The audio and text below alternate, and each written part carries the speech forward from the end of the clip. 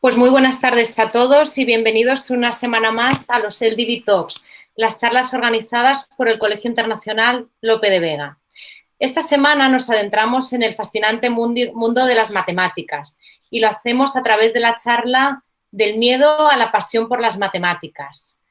En esta charla vamos a explorar las razones por las cuales los alumnos sienten esos miedos hacia la matemática y esta asignatura se hace difícil para muchos de ellos. Y además hablaremos también de la necesidad de presentar unas matemáticas en el aula que estén mucho más cerca del mundo real, de la resolución de problemas y de la resolución de retos.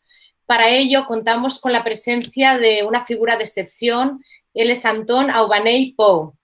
Ha sido profesor de matemáticas de secundaria y profesor de didáctica de las matemáticas en la Universidad de Barcelona hasta su jubilación.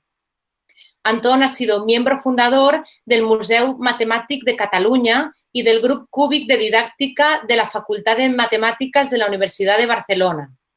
Ha trabajado muchísimo durante todo este tiempo porque las actividades de experimentación estén dentro del aula, en la asignatura de matemáticas. Y además ha ayudado mucho en la divulgación a través de conferencias, de charlas, de televisión y de radio.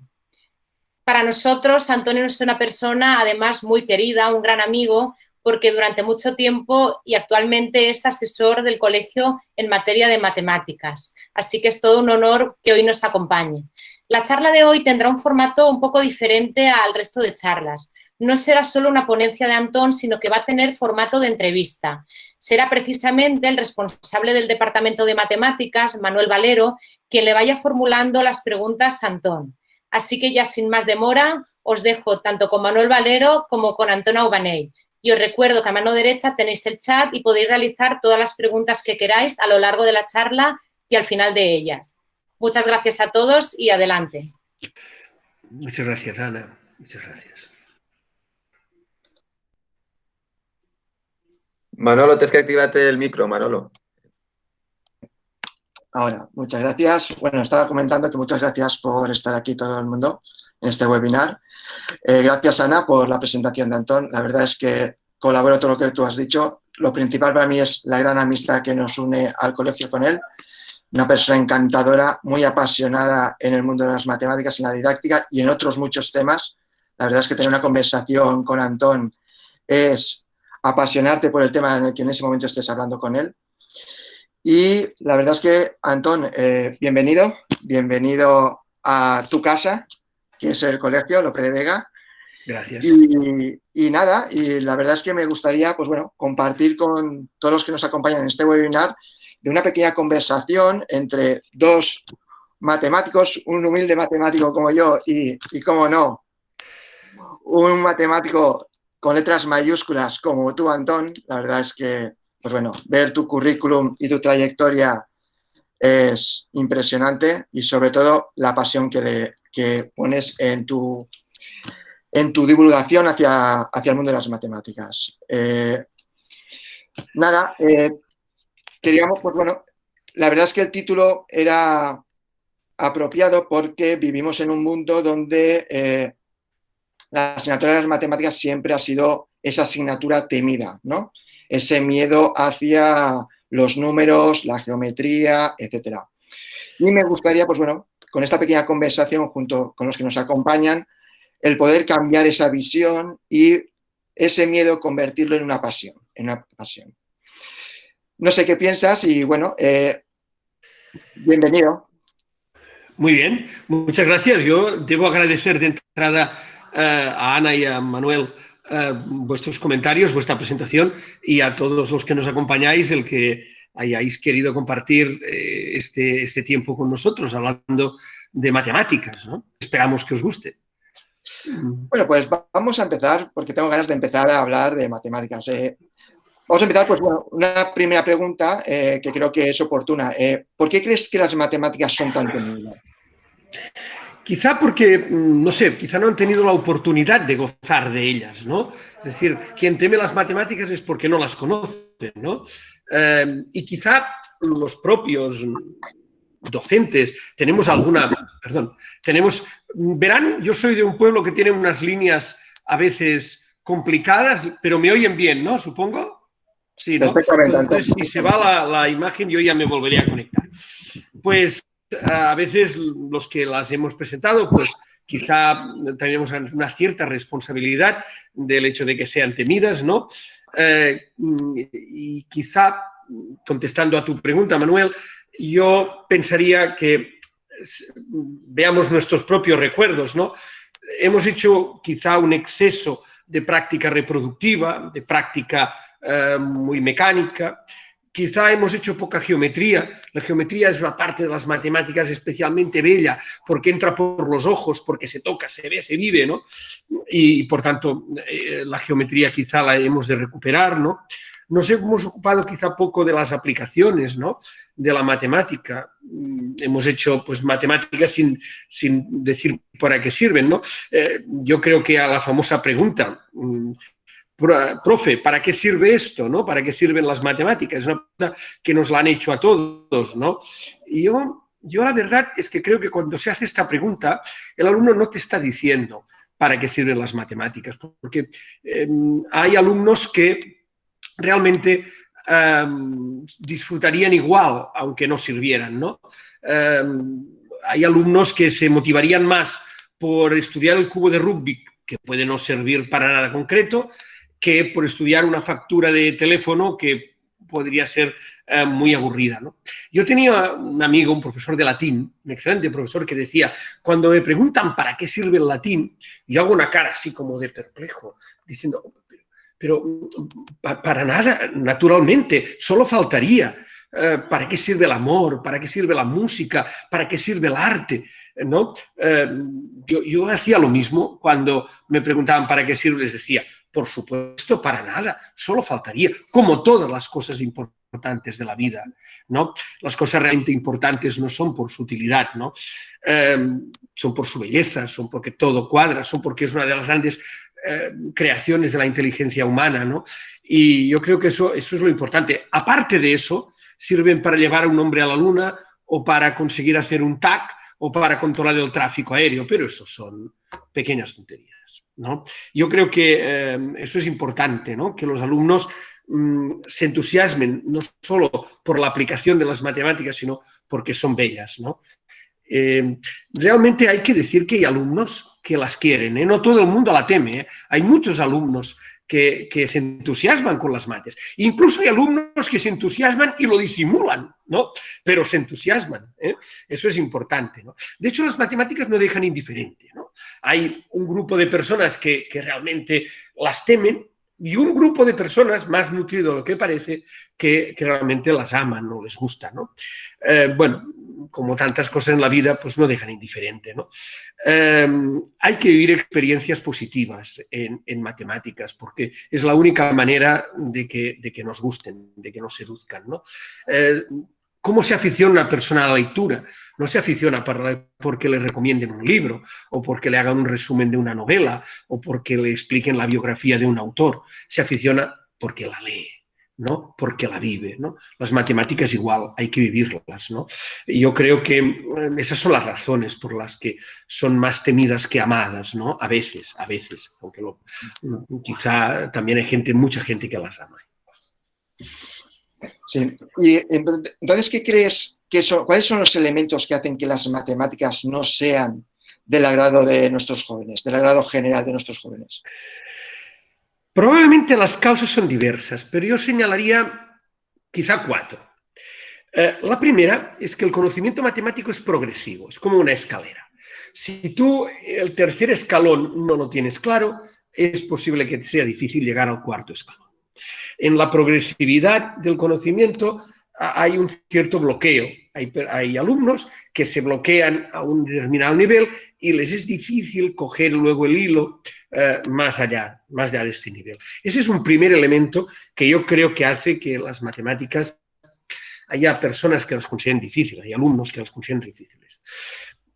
Un segundo elemento sería un cierto nivel de abstracción y formalismo que existe en las matemáticas. Probablemente la matemática es la primera asignatura que exige un nivel de abstracción, que se eleva sobre lo concreto para trabajar con ideas más generales, ¿no?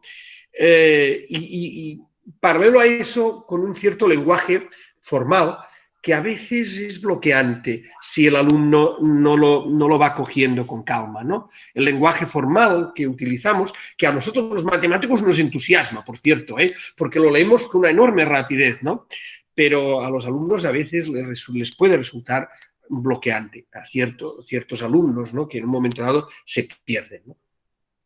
Otra cosa es que la aplicación de la matemática, y ahora enlazo con lo que decíamos antes, no es inmediata, ¿no? La aplicación es una de las motivaciones, otra puede ser la curiosidad, etcétera, pero la aplicación es una de las motivaciones, ¿no?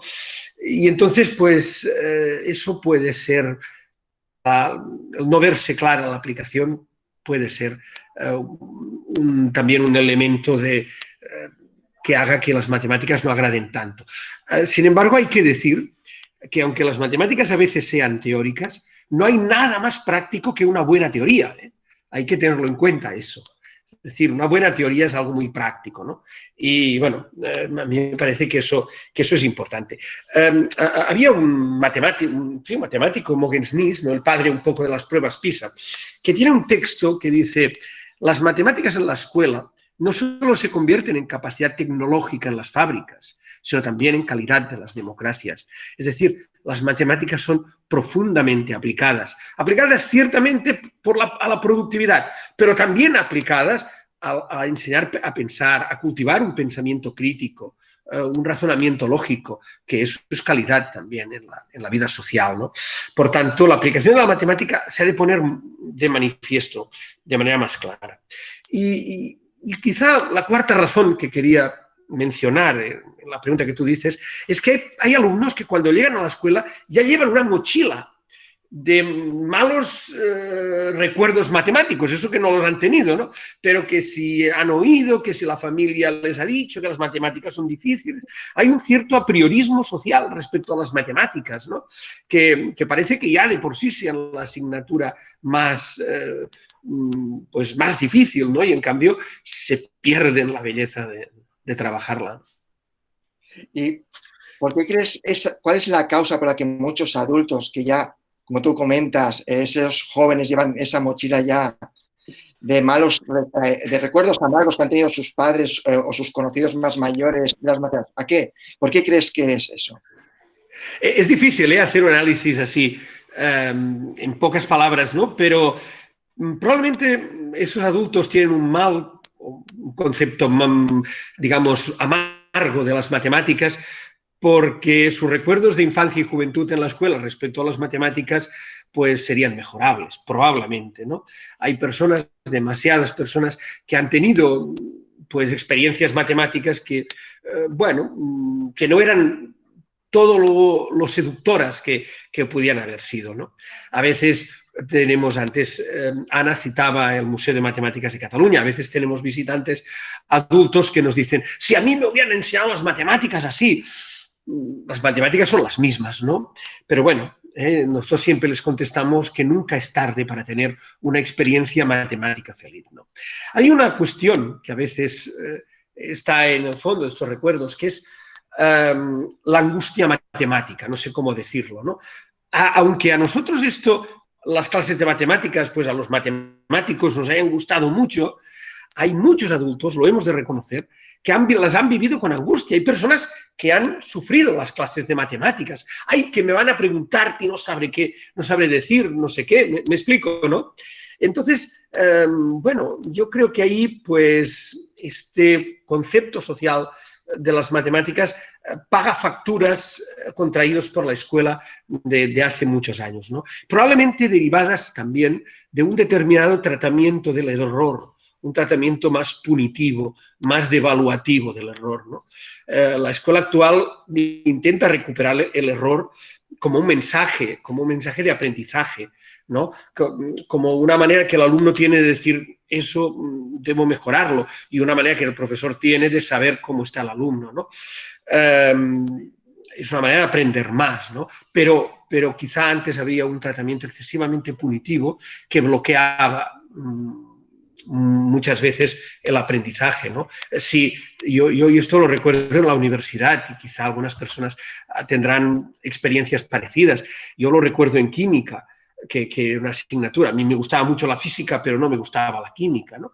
Y recuerdo que un profesor el primer día de clase te hacía una pregunta, ¿no? Y bueno, te asustaba, nos asustaba a todos, no saben esto, no sé qué. Y entonces, pues así conseguía que no le hicieran más preguntas a lo largo de todo el curso. Lo que pasa es que esto uno lo aprende al cabo de los años, ¿no? Y es muy triste, ¿no? Es decir, cuando una pregunta el alumno no la acierta, le hemos de ayudar. Bueno, a mí me parece que esto es importante y superar los recuerdos de grandes pizarras llenas de fórmulas y números y de cuadernillos llenos de ejercicios y sobre todo intentar recordar las ideas matemáticas que hay detrás, que esto es lo bonito, ¿no? Y si en lugar de aquellos largos ejercicios repetitivos hubiéramos manejado cuerpos, por ejemplo, geométricos, quizá el recuerdo sería distinto. Yo os quería mostrar ese cuerpo geométrico, no sé si se ve, eso es bonito. ¿Lo veis? ¿Se ve? Sí. ¿Sí o no? Se ve, sí, sí. Se ve, ¿no? Sí, sí. Ese es Sí, se ve. especialmente bonito, ¿no? Eso es un cono que se llama cono de Apolonio, ¿no? Espera, voy a bajarlo para apoyar el cono aquí en la mesa, si me permitís un momento. Lo apoyo aquí, ¿vale? ¿Lo veréis bien, así o no? ¿Se ve? Se ve, Antón. ¿Se ve? Fijaros qué bello es este cono. Quizá lo conocéis de la película Hipatia, ¿no? Pero al cortar ese cono por distintos planos, obtenemos, por ejemplo, un círculo, o una elipse. ¿Lo veis? Perdón, una elipse, aquí es bonita. Así son las órbitas planetarias. O, por ejemplo, una rama de hipérbola. Así son las órbitas de ciertas partículas subatómicas cuando pasan una pared, ¿no? O una parábola, fijaros qué bella, una parábola como un corte de un cono, ¿no? Pues manejando objetos, quizá los recuerdos que hubiéramos conseguido crear en nuestros futuros ciudadanos, los alumnos de entonces, hubieran sido distintos. Pero bueno, lo estamos haciendo en la escuela de ahora. ¿Bien? Entonces, ¿qué consejos? Es decir, ¿cómo podemos perder ese miedo a las matemáticas y mejorar la experiencia en las aulas?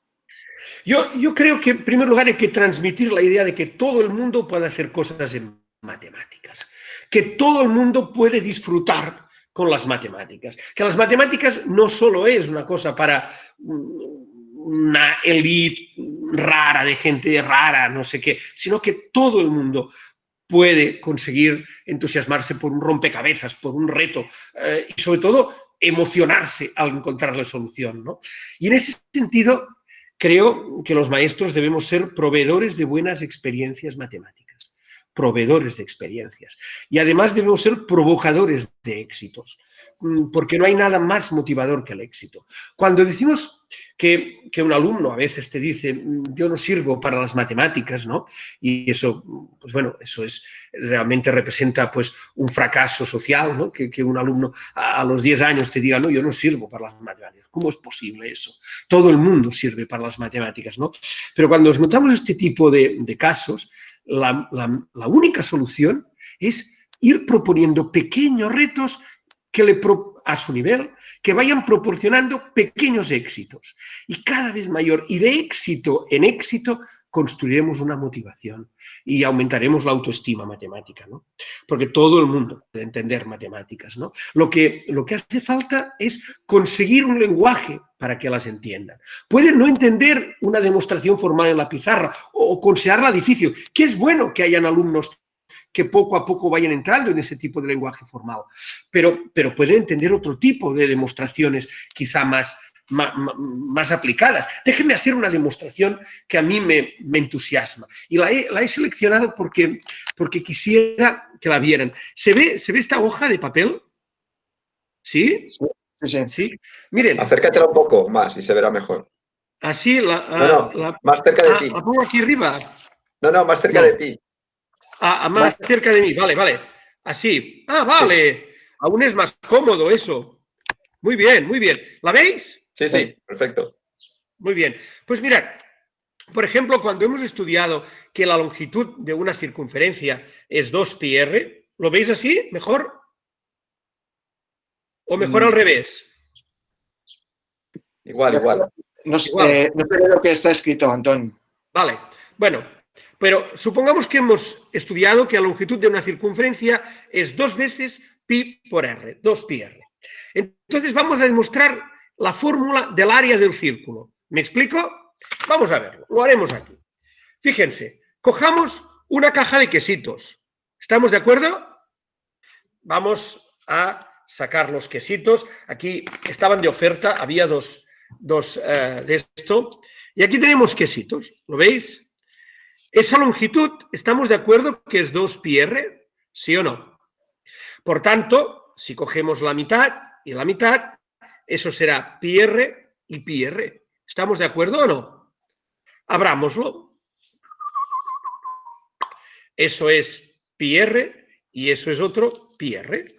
Así la suma de uno y otro son πr más πr es 2πr. ¿Estamos de acuerdo que esto es πr? Ponemos esto así. ¿Qué os ha parecido? ¿Se ve claro? Ahora nos queda una especie de rectángulo, que si cortamos medio quesito de aquí y lo ponemos aquí, quedaría casi un rectángulo perfecto con la base un poco inclinada. Eso sería πr y esto πr. ¿Y la altura quién es? La altura de ese rectángulo es esto, que no es otra cosa, es esto, que no es otra cosa que el radio de la circunferencia. Por tanto, si la base es πr y la altura es r, base por altura es πr por r, que es πr2. Hemos demostrado, perdón, me he entusiasmado, hemos demostrado la fórmula del área de un círculo. Aquí es bonito, ¿no? Simplemente con quesitos. Puede ser que una demostración de esta fórmula requiriera mucho trabajo que solo se podía hacer con instrumentos de segundo de bachillerato, pero esto se puede hacer a niveles mucho más elementales, ¿no? Hace falta encontrar un lenguaje que contacte con nuestros alumnos, ¿no? Me vuelvo a poner así, ¿vale? Bueno, si estuvierais cerca os invitaría a quesitos, pero no, ¿eh? ¿Vale? Muy bien. La verdad es que fascinante, Antón, como siempre. Tanto que fascinante, demostración muy bonita. Es una demostración muy bonita, sí. Y la verdad es que, como comentas, muy asequible para cursos muy tempranos en los que no hace falta ese formalismo, como comentabas, donde en un segundo de bachillerato ya, desde el punto de vista del formalismo, demuestras el área de la circunferencia. Claro. Muy bien. ¿Y cómo podemos motivar entonces a los jóvenes en las matemáticas? Mire, yo creo que sobre todo dando confianza. Antes, esto también enlaza con la pregunta anterior, dando confianza. Todo alumno debe estar convencidísimo de que creemos firmemente en sus posibilidades matemáticas, ¿no? Debemos entender o debemos hacerle comprender que creemos en que puede hacer matemáticas y, por tanto, que confiamos en él. Debemos absolutamente descartar aquello de que yo no sirvo para las matemáticas. Todos servimos para las matemáticas, ¿no? Esa supuesta incapacidad es imaginada, es irreal, ¿no? Es una falta de autoestima matemática que ni personalmente ni socialmente nos podemos permitir, ¿no? Y solo se resuelve, lo decíamos antes, con cadenas de pequeños éxitos. Esto es realmente, ¿no? Realmente importante. Yo creo que el actual profesorado está haciendo esfuerzos para mejorar la educación matemática, para mejorar las metodologías. Pero hay que decir que no hay recetas, ¿no? Pero hay voluntades, ¿no? Y hay ideas que pueden ser útiles. Yo soy muy reticente a decir, hay una receta mágica. Yo creo que no. Lo que hay son voluntades. Voluntades y sistemas de hacer de distintos profesores, distintos maestros, atendiendo a las necesidades de sus alumnos concretos. Por ejemplo, algunas ideas útiles que nos pueden ayudar a construir cada uno su propia receta, ¿no? Por ejemplo, más resolución de problemas. Lo decía Ana en la presentación. Resolver problemas, pero resolverlos no con calma, no hagáis como yo cuando era más joven, que resolvía en clase muchos problemas que pensando que así aprendían más. Era mejor resolver un problema bien hecho, bien comentado por parte de todo el mundo, ¿no? De todos los alumnos, que no resolver 10 rápido, ¿no? Cultivar el razonamiento matemático, ¿no? Tanto dentro de la matemática como en su aplicación en la sociedad, ¿no? Por ejemplo, comunicar. Expresarse, ¿no? Matemáticamente. El cuéntame cómo lo has hecho esto, ¿no? Este razonamiento que has hecho, cuéntamelo, ¿no? Y que los otros alumnos lo escuchen y tengan que comprenderlo. Eso, comunicando, se ordenan las ideas y eso es importante, ¿no? Luego, conectar dentro de la matemática, ¿no? La matemática tiene un cuerpo coherente en donde se juntan todas las piezas, ¿no? Entonces, es interesante pensar que las fracciones no solo están en cálculo, en aritmética, también aparecen en probabilidades, ¿no? O también aparecen en geometría, ¿no? Es decir, buscar, no perder la oportunidad de buscar enlaces internos de la matemática. Y también conectar con la aplicación, con el mundo exterior. La matemática está en todas partes, pero debemos aprender a verla, ¿no? Y eso también es interesante. También otra cosa es cultivar la representación, ¿no? Es decir, pararnos en la representación de ideas, ¿no? Y eso tiene su importancia. Y finalmente, sí, ya que me has pedido ingredientes para mejorar la metodología, yo diría experimentar en clase. Es decir, hacer experimentos, ¿no? Y hay dos familias de herramientas que deben estar presentes en las clases de matemáticas. Por un lado, las herramientas TIC, es decir, las herramientas TIC como GeoGebra, por ejemplo, o en geometría, o las hojas de cálculo en aritmética, son básicas para experimentar, para tantear, para empezar a crear ideas, ¿no? O cultivarlas, ¿no? Por un lado, las herramientas TIC y por el otro, los materiales manipulables. Nos ayudan mucho a entender conceptos, ¿no? Y ya que hemos hablado de representar y de experimentar, dejadme que ponga un ejemplo de una actividad que yo la encuentro muy bonita y bueno, me gustaría que os gustara. Mirad, imaginaros que, voy a poner así, ¿no? Imaginamos que tenemos dos antenas de telefonía móvil. Esta es una, ¿la veis esta antena o no? Pondré una hoja debajo. ¿La veis? ¿Esta? ¿Las veis las dos antenas? ¿Sí? Sí. Bien, si hay esta antena y esta antena de telefonía móvil, que si yo estoy aquí, es evidente que me cogerá esta antena. Si estoy aquí, me cogerá esta. El mundo quedará dividido en dos partes. La parte que coge esta antena y la parte que coge esta, ¿no? Muevo un poco la antena para que quede más simétrico. ¿Estamos de acuerdo o no? Una parte y otra parte. Si quieren, yo pongo un bolígrafo. ¿Se ve el bolígrafo? Sí, mejor. Esa línea recta se llama la mediatriz de esos dos puntos. Muy bien.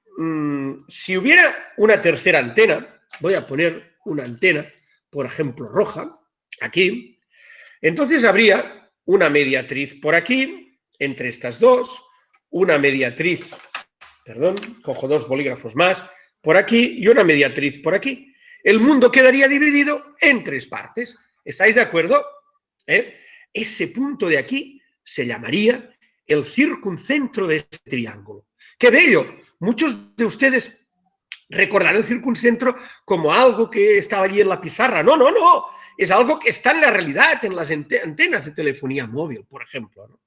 Y a partir de ahí podemos hacer con lacasitos, ya que los hemos utilizado de antenas, los vamos a utilizar también para hacer un experimento, para que vean una sinfonía de mediatrices.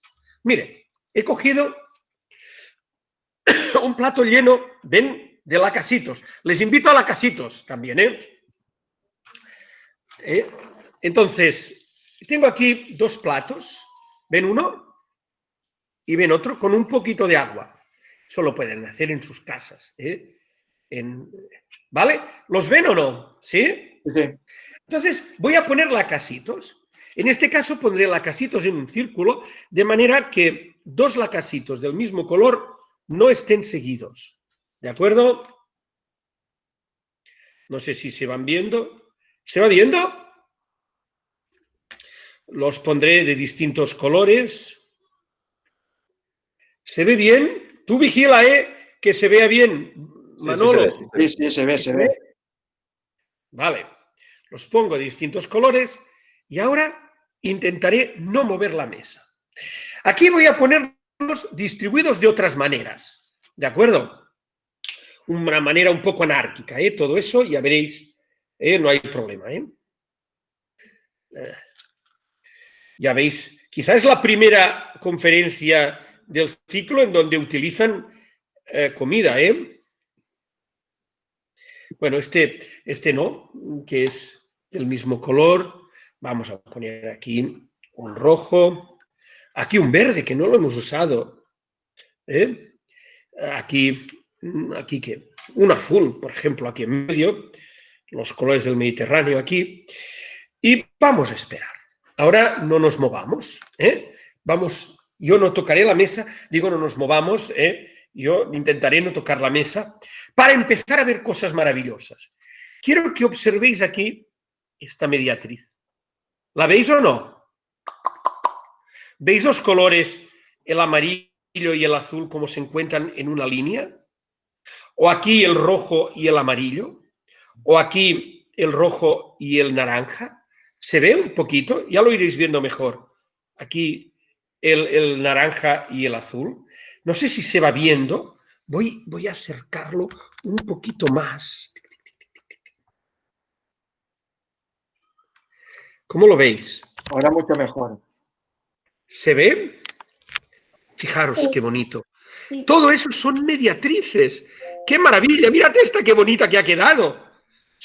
Si esto fueran las antenas, son mediatrices. En este caso he hecho un círculo para que quedaran líneas rectas que convergieran en el centro. Es muy bello. Ahora ya se van girando, ¿no?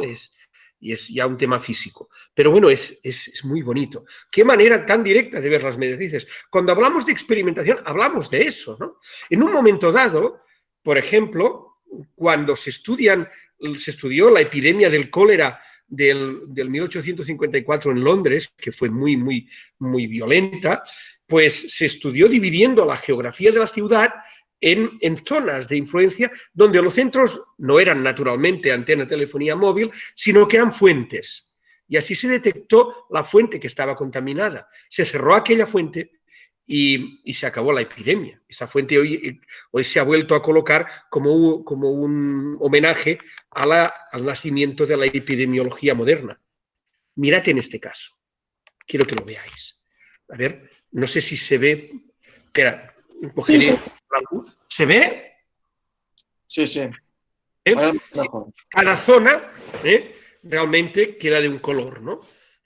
Serían las zonas de influencia de cada zona, de cada antena, ¿no? Es una cosa bonita. ¿Os ha gustado? Muy bonito, como siempre. Bueno, es un mundo, ¿no? Bueno, yo luego me comeré algunos de los que han quedado, Bueno, muy bien. Vamos a la siguiente pregunta. Sí. ¿Qué piensas? ¿Qué pueden hacer las familias por sus hijos para contribuir a este entusiasmo por las matemáticas?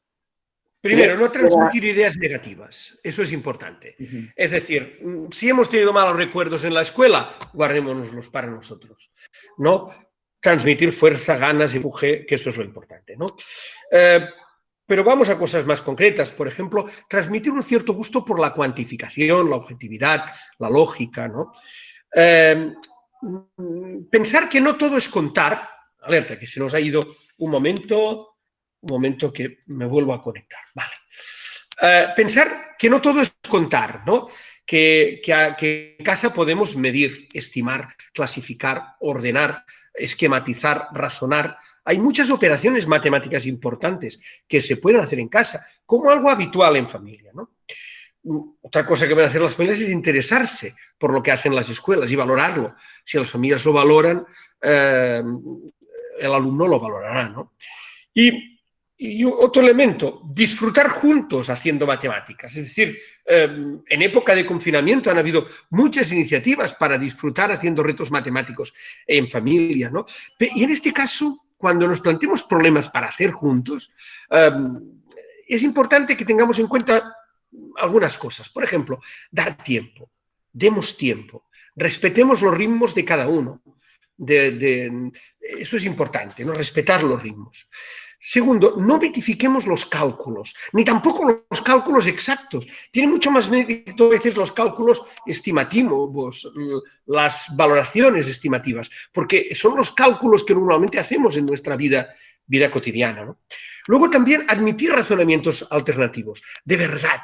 Yo tardé mucho en descubrirlo. Yo creía que, bueno, que había un razonamiento estándar, que un problema se podía hacer de varias maneras, claro que sí, pero a veces quedas parado cuando descubres el razonamiento que ha hecho un alumno, ¿no?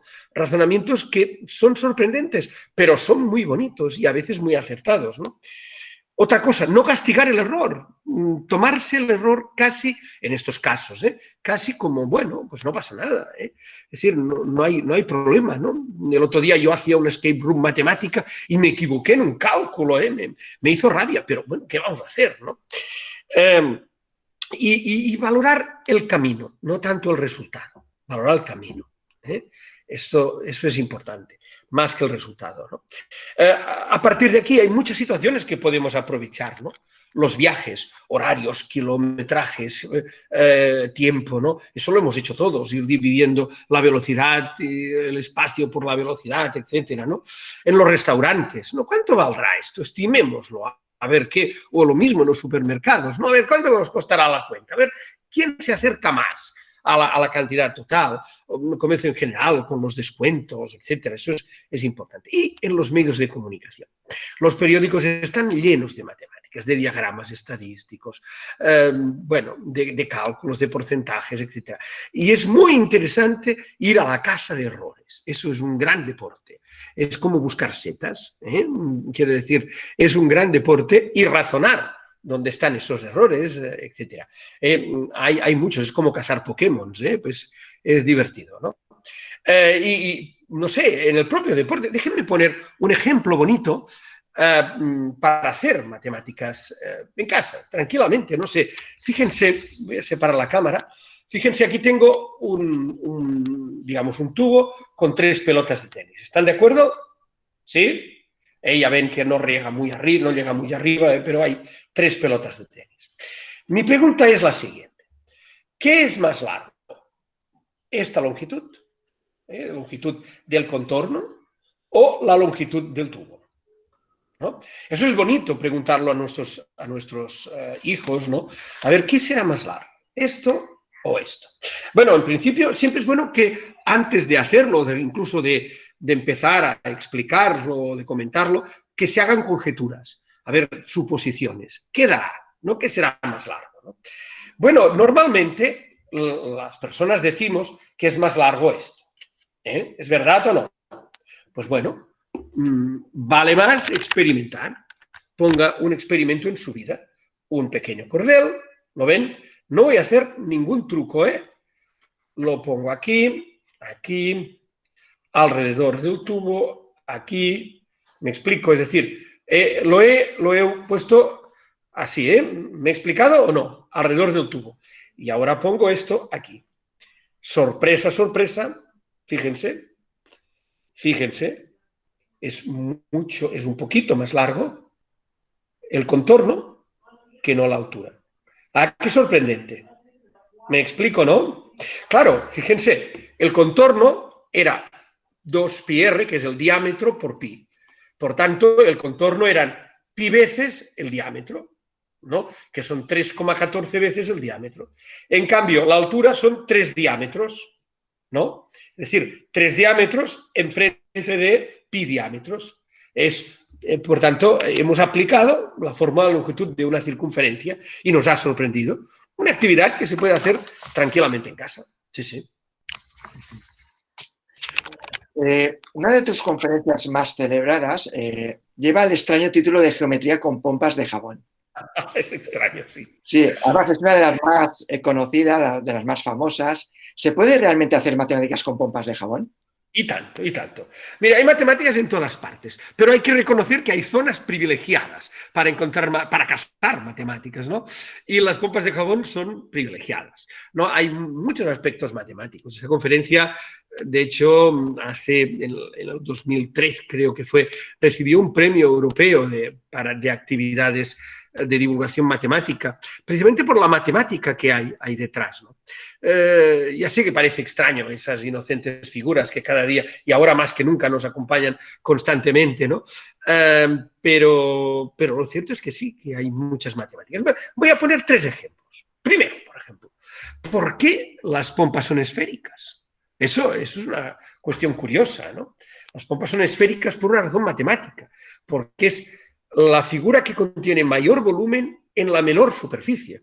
Es la misma razón por la que los iglús son semiesféricos. Es una cosa curiosa, ¿no?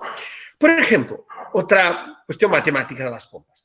Cuando ya no son pompas, sino son películas de jabón que se encuentran, siempre se encuentran formando, cojo otra vez los bolígrafos, que son una gran herramienta didáctica, no se encuentran así, por ejemplo, formando cualquier ángulo, etc., sino siempre forman 120 grados. Es decir, las 3 se parten en 3 partes iguales. ¿Lo ven, no? Eso es maravilloso, es una aplicación trigonométrica muy bella, ¿no? Matemáticas detrás de las pompas. O, por ejemplo, cuando yo hago que una pompa de jabón pase por una estructura geométrica, ¿no? Formará como una carpa miniatura. Pues esta carpa siempre es la de la menor superficie posible que pase por aquella estructura. Es algo maravilloso, ¿no? Son un mundo apasionante y motivador en el cual hay matemáticas. El gran peligro de las pompas es la trivialización. Es decir, está muy bien hacer pompas, pero no hemos de confundir hacer ciencia con jugar.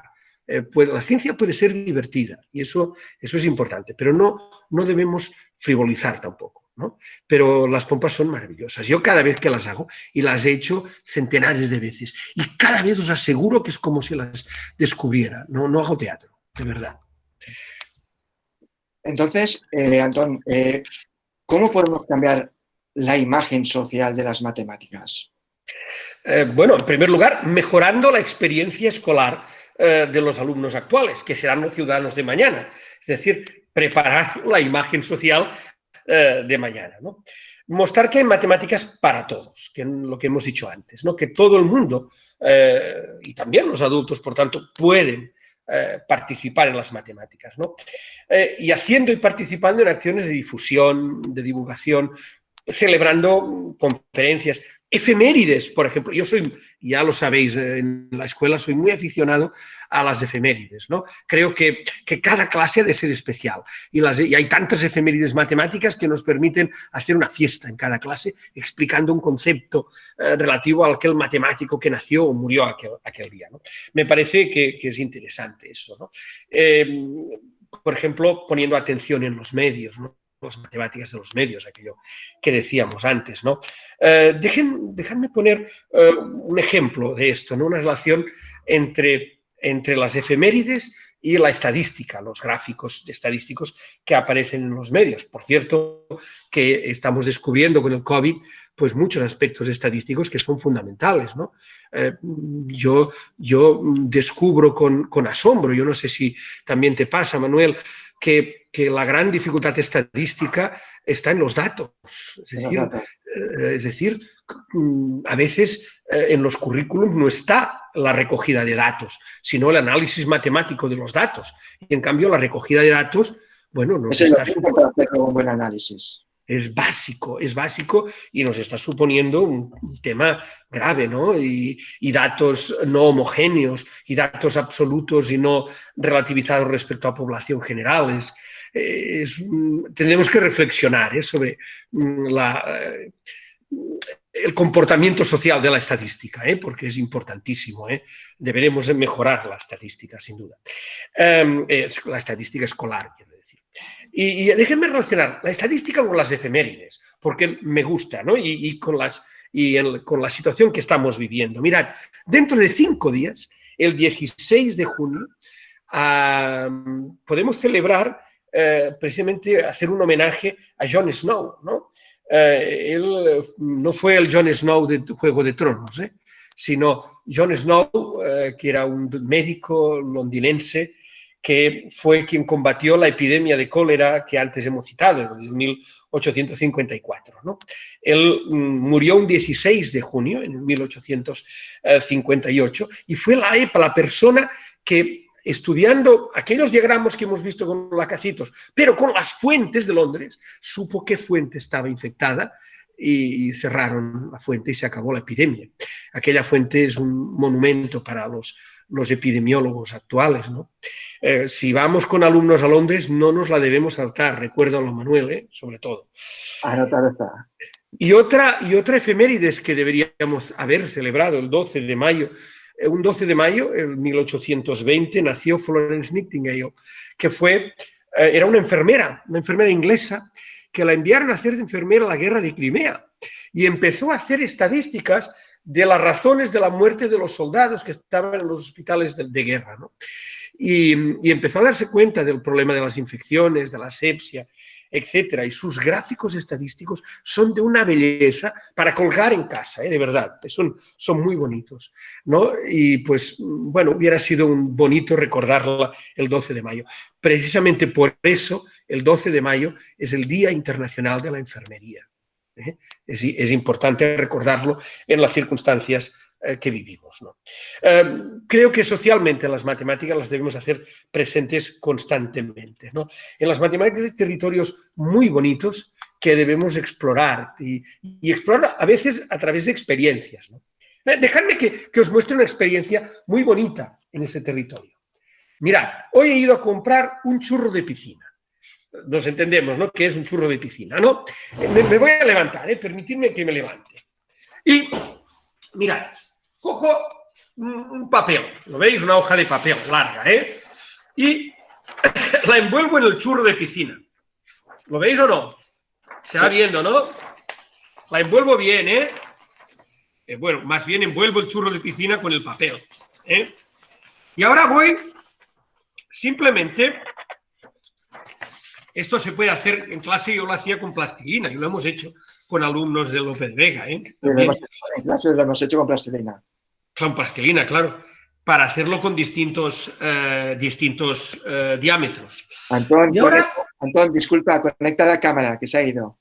Ah, vale, perdón. Hombre, se ha ido en el peor momento, pero no os preocupéis, la conecto. Perfecto. Perdonad, llevo esto hacia aquí. Muy bien. ¿Veis esto? Lo bajo un poco, se ha vuelto a ir la cámara, pero la vuelvo a poner. Parece que no le gusta. Ahora, ¿se ve? Sí, ¿La veis? ¿Veis esto o no? Sí. ¿Sí? ¿Se ve o no? Sí, ahora sí, ahora sí. ¿Sí? Ahora yo corto. Si corto así, obtendré un círculo. ¿Estáis de acuerdo o no? Pero no voy a cortar así, sino que voy a cortar así. Fijaros. Tenemos que intentar cortar sin rasgar, cosa difícil,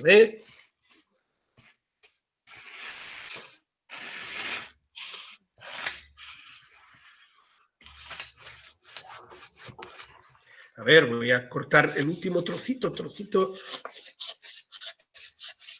A ver, a veces es un poco... Miraros que... Bueno, ya casi... Bueno, ¿veis? Así, mira, lo corto sin rasgar. Bueno, ahora hubiera tenido que tener la mesa es de cristal y he obtenido una elipse. ¿Lo veis o no? Sí. Eso parece una tontería. Para este viaje no necesitábamos tales alforjas.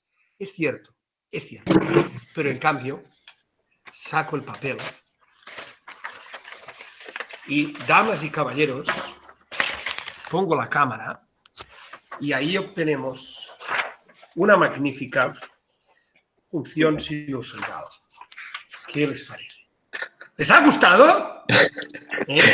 Entonces, si lo hiciéramos con plastilina, cada equipo de alumnos con plastilinas, con cilindros de plastilina de distinto diámetro y cogiendo ángulos distintos, obtendríamos amplitudes de la sinusoidal distintas y longitudes de onda distintas.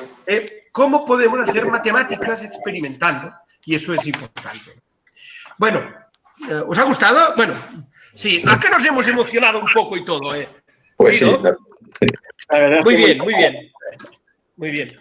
Entonces, una pregunta, Antón. Dime. Quizás, porque mi pregunta va un poco enlazado con lo que acabamos de hablar. Eres uno de los fundadores del Museo de Matemáticas de Cataluña. Sí. Quizás buscando esa línea de dar otra imagen social hacia las matemáticas. ¿Es posible realmente un museo de matemáticas? Es decir, ¿qué nos dirías para animarnos a visitar ese museo que hay en Cataluña? Sí, yo recuerdo cuando empezamos a montar el museo, fuimos a alguna agencia bancaria, y la recuerdo muy bien, una caja que no era la caja, no era la Caixa, digamos, ¿no? Era una agencia, otra caja que... Y fuimos allí a pedir, y el señor pedir una subvención para el museo, entonces no existía. Y recuerdo que nos dijo, tan mal están las matemáticas que hay que guardarlas en un museo. Bueno, yo pensé, lástima, ¿no? No nos dio ninguna subvención, hay que reconocerlo, pero el museo hoy existe, es una realidad muy viva y aquella caixa ya no existe.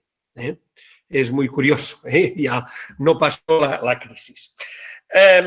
Bueno, el Museo de las Matemáticas es un lugar cargado de estímulos matemáticos, que tiene dos objetivos. Por un lado, ayudar a la escuela desde fuera de la escuela y desde formatos no típicamente escolares, no típicamente académicos. Y en ese sentido, el Museo de Matemáticas propone muchos ejercicios, muchos retos, etc. Piensen que cada año es visitado por 100.000 alumnos. Eso demuestra mucho el friquismo de los profesores de matemáticas, que visitamos, el museo pues, de una manera muy fiel, ¿no? El segundo objetivo era contribuir a mejorar la imagen social de las matemáticas, de la cual antes hablábamos, ¿no? Y te encuentras con muchos adultos que recuperan una buena relación con las matemáticas gracias al museo. La sede está en Cornellá, cerca de Barcelona. Si visitáis Barcelona, pues podéis coger transporte público, os lleva muy cerca del museo y pasar un ratito magnífico. Pero también hacemos exposiciones itinerantes en distintos sitios y, bueno, se han hecho pues, en distintas partes de España, bueno, muchas exposiciones. Nosotros la idea es atrevernos a experimentar con las matemáticas, ¿no? A tener un encuentro seductor, ¿no? con las matemáticas, ¿no? Dejadme que os haga, que lleve aquí una actividad que está en el museo con muchísimas más piezas que la que nosotros haremos. Es un material que son de imanes, de polígonos imantados, pero muy, muy imantados y funciona muy bien, es muy, bueno, agarra muy bien, motiva muy bien al alumno, agarra su atención. Lo hago aquí, ¿eh? ¿Os va bien? ¿Lo veis o no? ¿Sí? ¿Se ve? Sí. Mirad, vamos a hacer, esto lo pueden hacer los museos y de hecho los educadores de sala es una de las cosas que hacen a nuestros visitantes, ¿no? Fijaros que pongo aquí 8, espero que no me descuente, 1, 2, 3, 4, 5, 6, 7, 8. ¿No? ¿Veis? Y hago una cruz. Ahora pongo aquí 3, 1, 2, 3. A ver, ¿lo veis? ¿Sí o no? Sí. ¿Sí? Vale. Y aquí 3 más, 1, 2, vamos a ver que no caiga. Vale, muy bien. Esto es como una cruz, espérese, lo pondremos aquí, perdón, aquí, ¿vale? Para que quede más centrada, quedan 3 a un lado, 4 al otro. Vamos a poner unas orejas a esta cruz y vamos a ponerles pendientes a estas orejas. Y vamos, para que el pendiente sea un poco más bonito, vamos a acabar así con un triangulito. ¿De acuerdo? Y ahora, si tuviéramos aquí a nuestra oyente más joven, que la veo aquí, conectada con Manu, pues le diría a ella, la más joven, que tomara eso y lo levantara. Y lo vamos a hacer, en representación tuya, lo hago. Fijaros, ¿lo veis? Un momento. Y ahora, ¿os ha gustado? ¿Os ha gustado o no? ¡Ah, qué es bonito! Muy bien. Gracias. Es bellísimo. Muy bien, va por ti, ¿eh? ¡Qué Hija de chulo! Manu, no sé. No. Muy bien. Eso está en el museo. Tenemos, eso es constructivo, pero hay otros retos más deductivos, hay retos muy distintos. En eso consiste el museo. Nos inspiramos en diversas iniciativas que hay en el mundo y la verdad es que en ese sentido fuimos pioneros y tenemos relaciones también con el Museo de Nueva York, de Matemáticas de Nueva York, y hemos organizado algún encuentro conjunto, etcétera, ¿no? Bueno, es muy bonito. Mirad, intentamos que se descubra la belleza de la matemática. Porque, mira, había un matemático que se llamaba Hermann Weyl que decía, mi trabajo siempre trató de unir lo verdadero a lo bello. Pero cuando tengo que escoger entre lo que me parece verdadero y lo que me parece bello, siempre me quedo con lo bello. Es bonito, porque la matemática es bella y a veces la belleza es una indicación de lo que puede ser verdad. Me explico. Hablo de la belleza de una simetría, por ejemplo. Pero una simetría no solo geométrica, también deductiva o en un proceso lógico, etc. Bueno, el museo trata de facilitar el disfrute de esa belleza matemática. Pues aprovechando el concepto de belleza, te tengo que decir que para mí muy bella es una carta que escribiste cuando te jubilaste, que se titulaba Carta a quien comienza en el oficio de enseñar matemáticas. Y lo digo porque realmente es una carta que realmente me gustaría que todo docente la leyera por el mensaje que transmites. ¿Cómo surgió la idea de escribirla? ¿Qué te proponías con ella realmente? Porque sinceramente la he leído 1000 veces y cada vez que la leo me sigue siendo todavía mucho más motivadora. Gracias.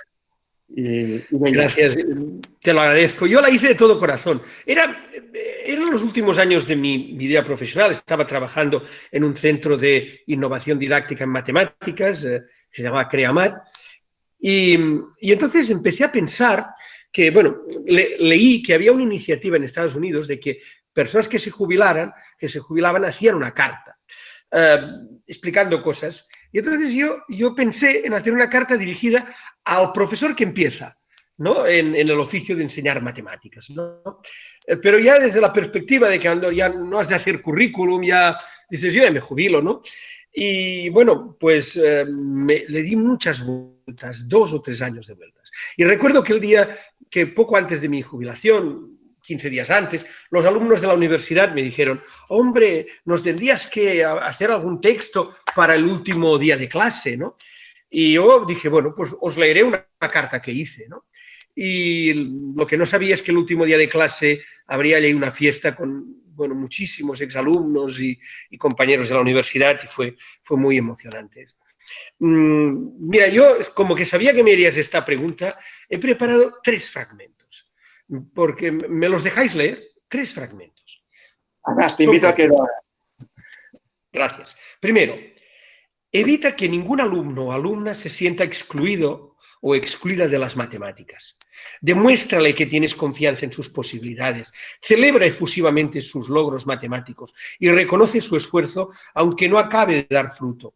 No pierdas la oportunidad de felicitar en voz alta y cuando sea necesario avisa o recrimina en voz baja.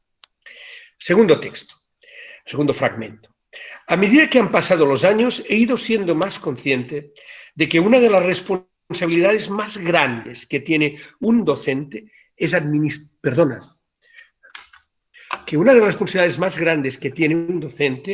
es administrar bien el tiempo de sus alumnos.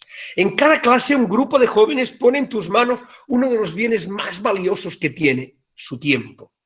Aprovéchalo, pero aprovéchalo no para hacer muchas cosas, sino para hacerlas muy bien. Y el último fragmento que había seleccionado era, estás empezando en una profesión en la que puedes ser muy feliz. Enseñar matemáticas puede ser una de las aventuras más apasionantes de tu vida. Tendrás el privilegio de transmitir a otras personas algunos de los conocimientos más formidables que ha creado el ser humano. Los ayudarás a que descubran su belleza interna, el encanto de sus retos y su utilidad para analizar, interpretar y prever el mundo que nos rodea. Bueno, me emociono con esa carta. La hice de todo corazón. La verdad es que sí. Antón, ya por ir, me quedan dos preguntas en mi mente que te quiero hacer. Una de ellas es, ¿las matemáticas te han cambiado tu forma de ver la vida? Sin duda, sin duda, sin duda. Os puedo explicar una historia personal muy pequeña, ¿no? Pero yo estaba interno en un colegio, bueno, un colegio religioso, estaba interno, y nos dejaban salir el sábado y el domingo a casa, ¿no? El castigo habitual era no poder ir a casa el sábado y domingo, si no, no sabíamos la lección. Era muy duro, ¿eh? Ahora yo lo discutiría mucho esto, ¿no? Pero había un profesor de matemáticas que una vez nos dijo, era un profesor, bueno, de matemáticas que no explicaba mucho, pero era un poco duro, y nos dijo, mire, la próxima clase yo no podré venir, pero han de leerse la lección tal, aún la recuerdo, razones y proporciones, era segundo de bachillerato del antiguo bachillerato antiguo de 6 años, teníamos 12 años entonces. Y han de leerse esta lección y les voy a preguntar en la clase que viene. Y si no saben las respuestas, ya verán. Bueno, yo la leí desesperadamente. Para mí, poder ir a casa era... Y bueno, y me di cuenta que se podía entender. Es maravilloso. El libro de texto se entendía. Al profesor quizá no, pero al libro sí. Y a partir de ahí fui entendiéndolo. Y esos pequeños éxitos me fueron animando a la matemática. Y la matemática me fue ganando. A partir de aquel momento, de aquella lección que tuve que aprender del libro, quizá por miedo, que no lo recomiendo a nadie, pero realmente la fui entendiendo y me fui haciendo friki, ¿no? Cuando estoy inquieto, aún hoy, cuando tengo alguna preocupación, mi mujer me dice, creo que lo sabes bien, Manolo, porque alguna vez lo hemos hablado, me dice, ves a hacer matemáticas. Y aún ahora yo tengo un montón de problemas curiosos y me voy a hacer matemáticas y me relajo. Es mi gran relax, ¿no? Por tanto, y tanto si me ha cambiado la vida. Hay un reto para cada momento, un problema para cada situación, ¿no? Y yo recomiendo que guardéis problemas para cuando estéis jubilados, ¿no? Sobre todo, yo lo descubrí yendo a esquiar con la familia. El esquí es un deporte magnífico para que la familia vaya a esquiar y tú te quedas en el bar de la estación de esquí haciendo problemas de matemáticas. Es algo magnífico, ¿eh? Es el momento mejor, ¿no? Soy un friki, lo reconozco, ¿no? Soy un friki que vivo apasionadamente las matemáticas, pero me parece que es que vale la pena, ¿no? Y creo que los profesores de matemáticas hemos de ser entusiastas de las matemáticas, porque, perdonad nuevamente, hemos de ser entusiastas de las matemáticas porque nuestro interés es el mejor certificado de credibilidad de lo que estamos explicando, ¿no? Y nuestro entusiasmo es el mejor catalizador de la transmisión de conocimientos. Por tanto, el entusiasmo es esencial, la pasión. Y además, somos muy felices siendo frikis de las matemáticas, os lo recomiendo. Y por lo que veo, realmente las matemáticas pueden ser apasionantes, ¿verdad, Antón? Sí, las vivo apasionadamente, ¿no? Y tenemos que darles a las matemáticas la oportunidad de que nos apasionen a todos, de que nos vayan seduciendo, ¿no? Déjenme hacer un experimento que es un experimento, si me permiten, tonto, ¿eh? Pero déjense llevar, ¿eh? Déjense seducir por las matemáticas. Miren, aquí tengo un decímetro cúbico. ¿Lo ven? 10 centímetros, 10 centímetros, 10 centímetros. ¿Lo veis o no? Bajo la cámara, ¿eh? Y aquí tengo 3 latas que he intentado llenar igual de llenas que están más o menos las latas de refresco. ¿Me explico? ¿Sí o no? La pregunta es, ¿esas latas cabrán aquí dentro? Esa pregunta yo se la hago a mis alumnos, ¿no? Y normalmente te dicen que no caben, ¿no? 3 latas aquí, dicen, a ver, incluso se pueden poner dentro, etcétera, ¿no? Te dicen que no. Es bueno conjeturar, ¿no? Entonces, vamos a verlo, vamos a probarlo. Tiramos la primera lata, ¿eh? Pueden cambiar de opinión, ¿eh? Ustedes han conjeturado y vamos a tirar la primera lata. ¿Cabrán o no cabrán? ¿Qué les parece? Quizá ahora dirían que no. ¿Verdad o no? O que sí. Quizá que sí. Vamos a tirar la segunda. Probablemente ahora volverán a cambiar. Espérense. Esto ha llegado muy arriba, ¿no? Y ahora vamos a tirar la tercera. Pero para tirar la tercera yo no voy a mirar. Voy a tirar en el centro y no voy a mirar. De verdad, les miro a ustedes, pero no miro la lata. ¿Va tirando? ¿Va cayendo o no? Va cayendo, va cayendo. Si cae fuera, romperé el ordenador, claro. ¿Qué les ha parecido? Precioso. ¿Qué les ha parecido? Justo. ¿Les ha gustado? ¡Wow!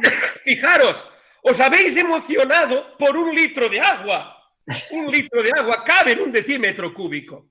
Cuando decimos que las matemáticas pueden ser emocionantes, lo acabáis de ver.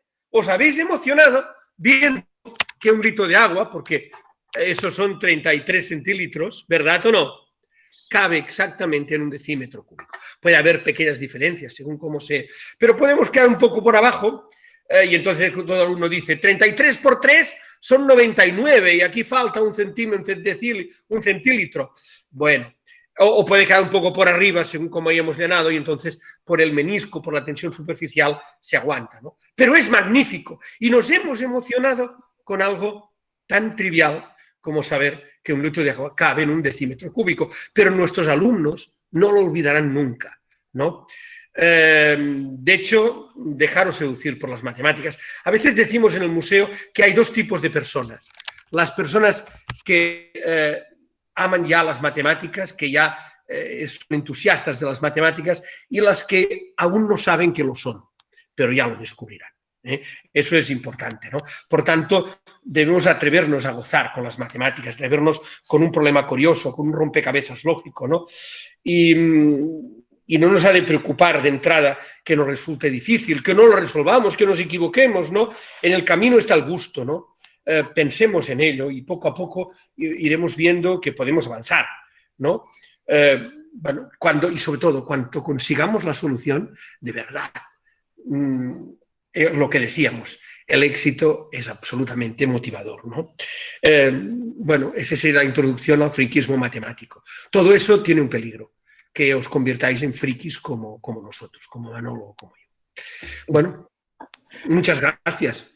No, la verdad es que gracias a ti, Antón, porque realmente del miedo hemos pasado durante 1 hora y media a la pasión por las matemáticas. Gracias, gracias por la paciencia. Muy bien. Bueno, pues nada, creo que ahora vamos a dar turno a las posibles preguntas, comentarios que nuestros acompañantes puedan hacer a nuestro asesor y sobre todo amigo Antón Ogani. Muy bien, yo aparto el litro de agua. Sí, tienen el chat si quieren realizar las preguntas y Ana o en mi caso yo iremos dando paso. Sí, aquí estaba repasando el chat y hay una pregunta de Xavier que pregunta, ¿se puede uno enamorar de las matemáticas a los 63 años? ¡Hombre! Sí, Javier, y tanto. Esto es recomendabilísimo para la jubilación, para tener una jubilación feliz. Muchísimo. Uno puede enamorarse de, por ejemplo, de las formas, ¿no? Mirad, dejadme decir, ¿veis aquí unas formas, unas líneas aquí detrás? ¿Las veis o no? Eso es un anamorfismo. Eso es una figura partida en 17 partes que parecen distintas. Y hay partes muy pequeñas, pero que vistas desde un punto, todas se unen. ¿Vamos a intentarlo? Va a parecer bien. Eso hecho en la jubilación es divertidísimo. Un momento. Mirad, hay trocitos pequeñitos, pero mirad. Se unen formando... Lo muevo un poco, ¿Lo estáis viendo? ¿Lo veis? Forma un hexágono. Formando un hexágono. A esas figuras se llaman anamorfismos. Bueno, estas fricadas son bellísimas, ¿no? Y eso lo podéis hacer. Un momento, mirad. Mirad que tengo aquí. La fórmula más bella del mundo. Mirad. He elevado, bueno, se ve al revés. He elevado a pi i más 1 igual a 0. ¿A qué es bella? me la regaló una amiga que, bueno, que dijo, me preguntó si podía uno enamorarse de una fórmula. Y yo le dije que yo me había enamorado de esa y me la regaló. Es muy bella, la tengo aquí. Bueno, estas son fricadas. Sí, Javier, uno puede enamorarse de las matemáticas, efectivamente. Sí, sí. Doy la fórmula a mi hija, que me dice que la va a llevar. Muy bien, uno puede enamorarse de las matemáticas, sí señor. Se trata de concederles una oportunidad. Y si la primera aún no sale muy bien, dales otra oportunidad, que te irán enamorando. Pequeños retos, que esto es lo importante. Pequeños problemas curiosos, enigmas, etcétera, ¿no? Bueno, ahí tengo figuras, etcétera. Nada, objetos de friquismo. Muy bien. Empezamos, bueno, ¿alguna pregunta más que quieran hacerle a Antón?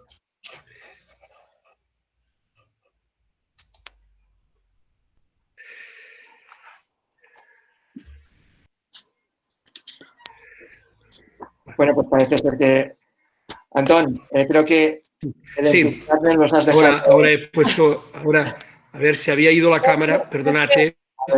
Es que las líneas a veces, perdonad, pero bueno, se oía bien, ¿no todo? Sí, sí, perfecto. Yo os agradezco la paciencia que habéis tenido, ¿eh? Gracias, de verdad, me he sentido como en casa, he sentido el calor de vuestro calor, del entusiasmo viendo algunas caras y viendo también algunas intervenciones de chat. Os lo agradezco mucho, de verdad. Muchas gracias. Gracias a ti, Antón, sobre todo por tu humildad, porque sabiendo pues lo que has conseguido y lo grande que eres y sobre todo eres una persona muy, muy cercana y muy humilde. Y eso lo demuestras en cada charla. Muchas gracias. Gracias. Gracias a vosotros. Gracias. Y gracias a Manolo también por conducir esta magnífica charla. Manolo, y bueno, y todo esto es un poco la forma en la que tratamos de trabajar en el colegio, ¿no? Desde pequeñitos, cómo intentamos acercar a los niños a la experiencia de la matemática, que eso es lo importante. Pues nada, seguimos con charlas la semana que viene y en este caso va a ser el martes día 16 de junio. La próxima charla va a cambiar de ámbito porque va a estar en el ámbito musical, pero va a ser una charla donde vamos a hablar de la vocación de una persona, de la pasión. El título de la charla es Consigue lo que te propongas, o sea, fijaros qué título. Y nos va a hablar Gonzalo de Besa-Valera, que es músico profesional, de su carrera musical y de cómo llegó a conseguir su sueño de ser músico profesional. Así que espero que todos podáis asistir el próximo martes, día 16, a las 6 de la tarde. Gracias por estar todos ahí. Y otra cosa, os quería decir que ya todas las charlas, las anteriores y también la de Antón, se van a poder ver en YouTube del colegio, en la plataforma YouTube del colegio. Para acceder a la plataforma YouTube, solamente tenéis que entrar en la web del colegio y en la esquina superior derecha veréis un iconito de YouTube al que tenéis que pulsar. Pero también podéis acceder desde esta dirección que voy a poner en el chat. ¿De acuerdo? Ahora mismo ya tenemos las 3 charlas anteriores y la de Antón mañana mismo la colgaremos. Así que si queréis volverla a ver o si conocéis a alguien que pueda estar interesado, pues la puede ver a través de YouTube. Pues muchas gracias a todos los que nos han acompañado durante esta hora y cuarto y espero que hayan disfrutado un poco de las matemáticas y de la pasión de dos frikis de este mundo. Antón, muchas gracias. Muchas gracias. Gracias a vosotros. Muy bien, gracias a vosotros. Gracias, Antón. Gracias. Muchas gracias, Antón. Un placer, como siempre. Gracias. Muy bien. Muchas gracias. Bueno, Antón, nos sentimos aquí confinados intentando huir de un virus y nos has inoculado un virus tremendo. O sea que, creo que es el mejor virus que nos has podido meter. Como siempre, gracias. Qué entusiasmo, qué fuerzas nos das, de verdad. El tenerte como compañero en este camino, en la docencia, el haber estado siempre cerca de nosotros. Gracias, Es un orgullo impresionante para esta institución, para este colegio. Y lo más grande de todo es lo que nos has enseñado, que nuestros profesores han recogido con muchísimo amor y que yo tengo la seguridad que se está transmitiendo a nuestros niños, niñas, adolescentes y bueno, ese es el legado también que estás dejando tú detrás. Que lo sepas, que es importante, que te sientas satisfecho contigo mismo porque estás dejando una estela importante, que no sé si es una figura matemática, geométrica o no, pero seguramente que sí.